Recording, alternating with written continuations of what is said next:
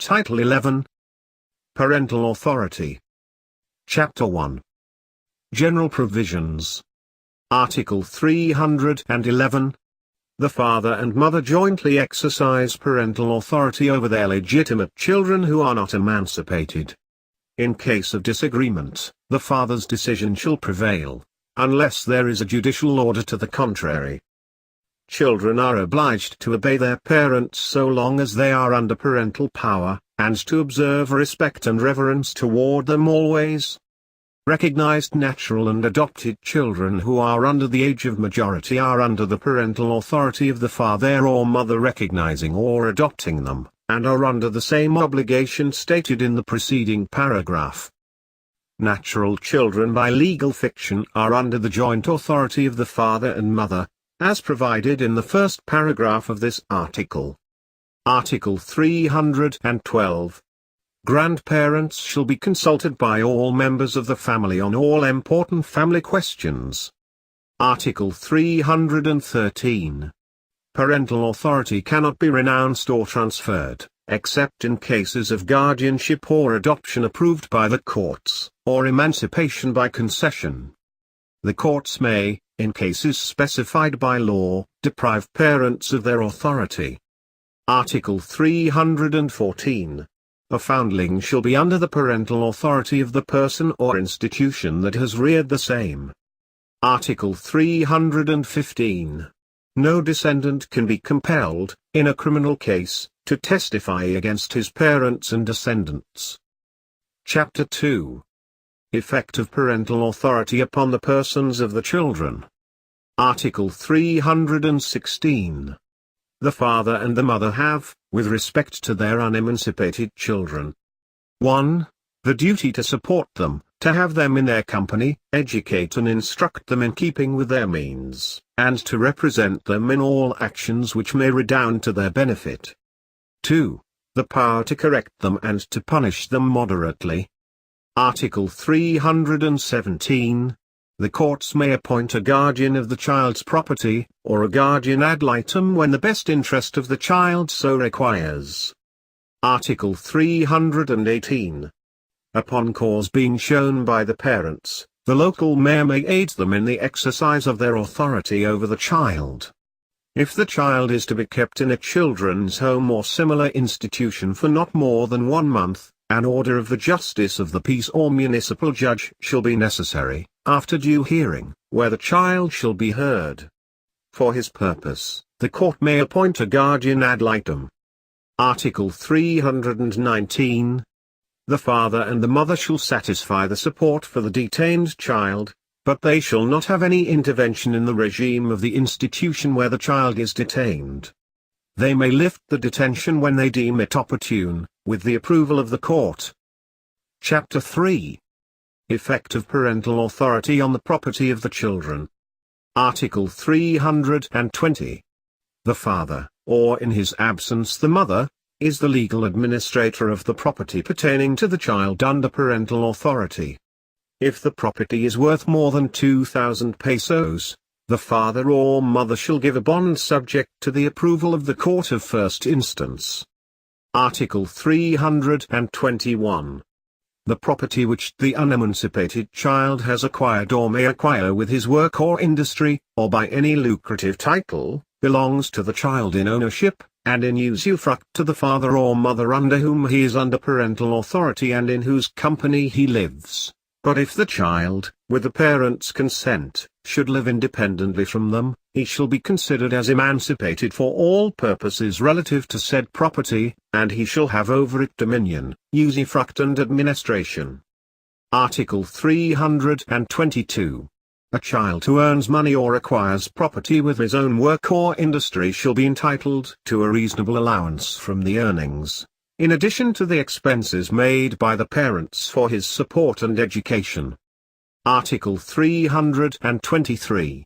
The fruits and interest of the child's property referred to in Article 321 shall be applied first to the expenses for the support and education of the child. After they have been fully met, the debts of the conjugal partnership which have redounded to the benefit of the family may be paid from said fruits and interest. Article 324. Whatever the child may acquire with the capital or property of the parents belongs to the latter in ownership and in usufruct. But if the parents should expressly grant him all or part of the profits that he may obtain, such profits shall not be charged against his legitime. Article 325. The property or income donated, bequeathed or devised to the unemancipated child for the expenses of his education and instruction shall pertain to him in ownership and usufruct, but the father or mother shall administer the same, if in the donation or testamentary provision the contrary has not been stated. Article 326.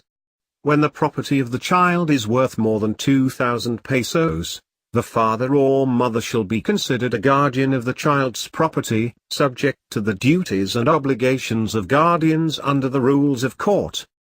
Chapter 4. Extinguishment of parental authority. Article 327. Parental authority terminates 1. Upon the death of the parents or of the child. 2. Upon emancipation. 3. Upon adoption of the child. 4. Upon the appointment of a general guardian. Article 328.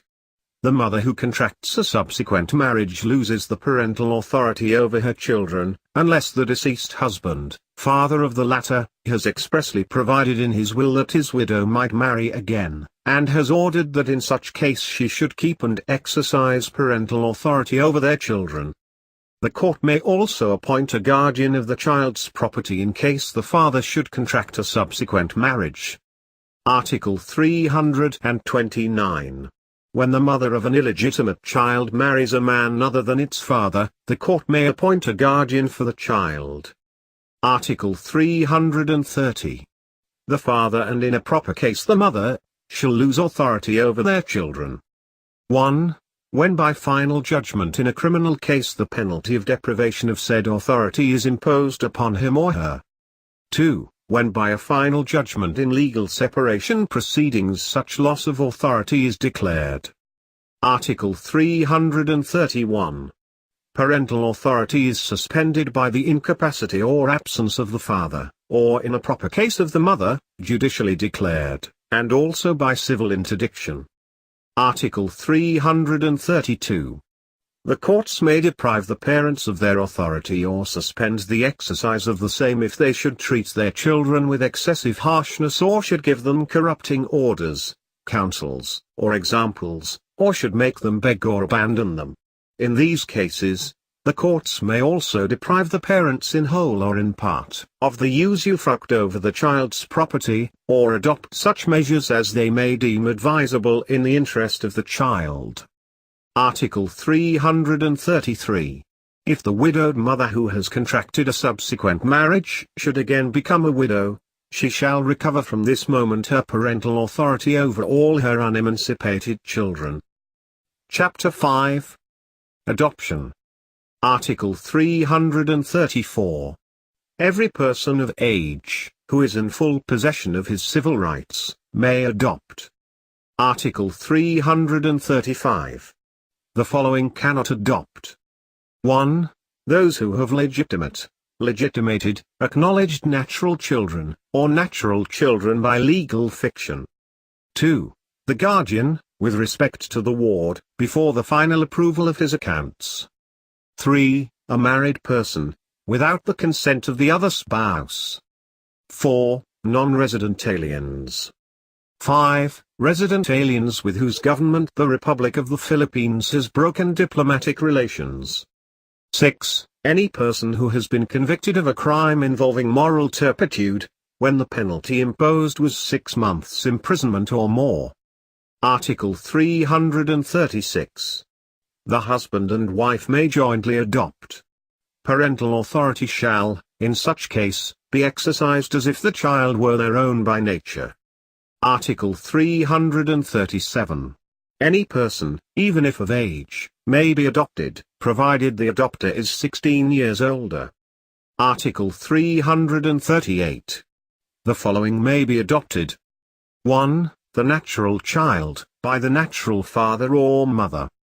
2. other illegitimate children, by the father or mother. 3. A stepchild, by the stepfather or stepmother. Article 339. The following cannot be adopted. 1. A married person, without the written consent of the other spouse. 2. An alien with whose government the Republic of the Philippines has broken diplomatic relations. 3. A person who has already been adopted. Article 340. The written consent of the following to the adoption shall be necessary. 1. The person to be adopted, if 14 years of age or over. 2. The parents, guardian or person in charge of the person to be adopted. Article 341. The adoption shall 1. Give to the adopted person the same rights and duties as if he were a legitimate child of the adopter. 2. Dissolve the authority vested in the parents by nature. 3. Make the adopted person a legal heir of the adopter. 4. Entitle the adopted person to use the adopter's surname. Article 342. The adopter shall not be a legal heir of the adopted person, whose parents by nature shall inherit from him. Article 343. If the adopter is survived by legitimate parents or ascendants and by an adopted person, the latter shall not have more successional rights than an acknowledged natural child. Article 344. The adopter may donate property, by an act inter vivos or by will, to the adopted person, who shall acquire ownership thereof. Article 345. The proceedings for adoption shall be governed by the rules of court insofar as they are not in conflict with this code. Article 346. The adoption shall be recorded in the local civil register. Article 347. A minor or other incapacitated person may, through a guardian ad litem, ask for the rescission of the adoption on the same grounds that cause the loss of parental authority. Article 348.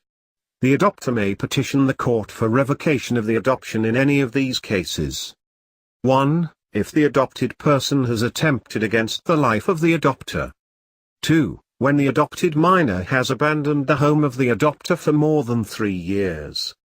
3. When by other acts the adopted person has definitely repudiated the adoption. Chapter 6.